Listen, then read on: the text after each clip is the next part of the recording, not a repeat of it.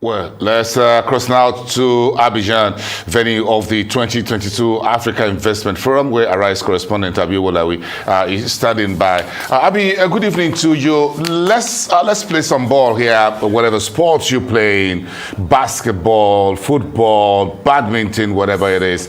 What do you make of Masa Ujuri's session today on sports as a business? Tell me about your sport first. What do you play? All right, Bosun, you put me on the spot here because I haven't actually, you put me on the spot, rather. You see what I did there? I haven't played a sport in a number of years, but if there will be any at all, it will be hockey, and I haven't played that in many years. But I guess we can't play that, right? Can we? I was scared about hockey. Yeah, I was scared about hockey back then. Because again, that stick. I just get a little bit scared about it when I see them play because of the front end of my legs. But it's okay. It's a little lethal. So I went for badminton and a bit of volleyball because I've got some too long hands, so I try to use them. But let's leave that aside. Let's talk about that particular sport. Oh, but of course you have to use that. Okay, it's a Friday, so I'm getting it all down. Let's talk about the program, that session. Yes, absolutely, Bosun. So, of course, a very infamous statement he made there. He says, stop looking at sports as a recreation, start to look at it as a business. Of course, multi-billion-dollar potentially multi-billion-dollar industry. And how much of this has been tapped? How much understanding is there around the infrastructure of sports? And I'm talking collectively, not just basketball. Of course, we know that soccer or football, as we call it around here, has got a massive influence. It's such a unifying factor across the world. How are we monetizing that? Looking at the economics of it, and how are we basically taking advantage of that and monetizing it is what Masai is saying. And this, of course, resonated across the session earlier today.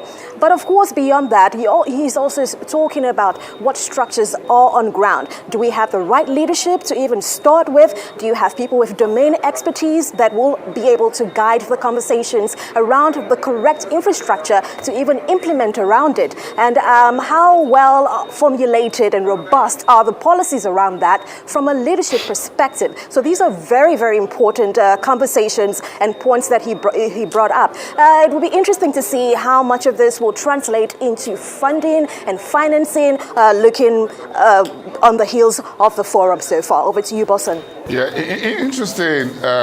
Thank you, Abi. Well, talking about investing in the creative sectors now, which is a Siamese twin of sports, as it were.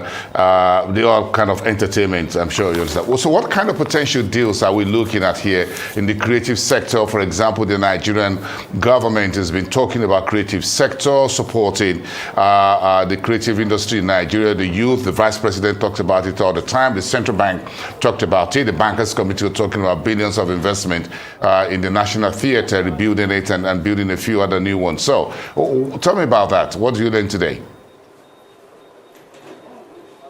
Right, of course, as we segue from sports into this, sports, as we know, is pretty much a sub-product of the creative industry as well. It is entertainment. And as we're talking about figures that go into that area, we're also looking at music, we are looking at fashion, we're looking at food, culture as a whole. How much of this as an export tool is being tapped into and maximized to its optimum potential? Of course, as you very rightly pointed out, the government has had a number of funds and initiatives around developing the creative industry in terms of funding, but we're not anywhere close to what it takes. If we had to speak comparatively across what the Western markets are doing, and the conversations around this are how do you bring more of the private sector to also, flex a bit of muscle and maybe perhaps collaborate more with the public sector to see how you could actually boost some more funding there. And this also garnered quite a lot of attention and interest.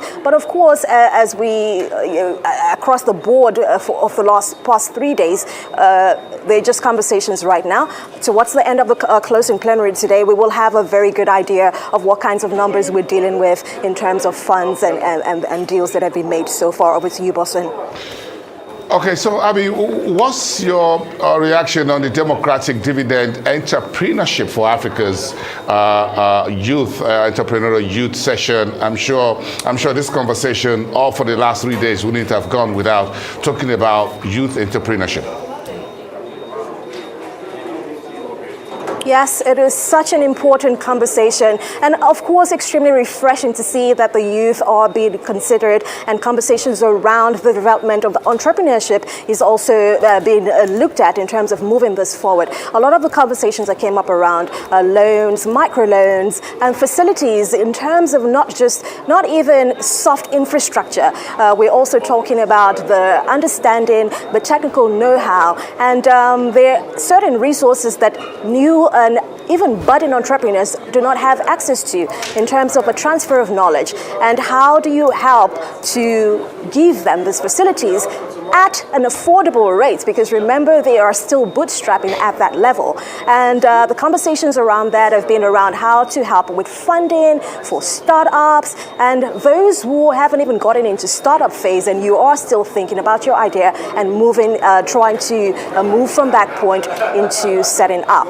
So let's see what comes out of that as well, but it sounds, we're very expectant about that. The conversations and a number of the entrepreneurs that have been brought up to showcase their businesses and of course put forward what their requests are and their needs as well, and the gaps within the sector for them has been very well accommodated. So one can only hope that this is a good precursor to what will come out as a good eventuality for this particular sector.